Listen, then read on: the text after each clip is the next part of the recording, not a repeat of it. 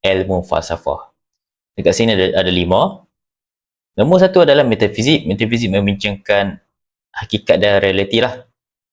Persoalan tentang Tuhan, alam semesta, roh dan sebab-sebab muhasabah sesuatu kewujudan.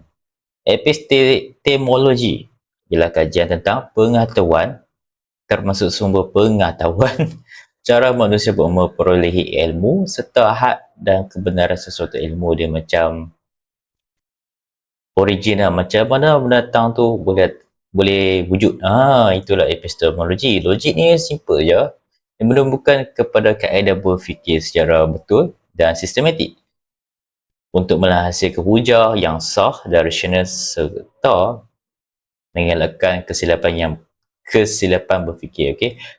Dia kenalkan logik dan tak perlukan emosi, sebab kalau ada emosi dalam sesuatu keputusan memang memberi keputusan yang salah selalunya. Etika adalah attitude lah dalam bahasa Inggeris.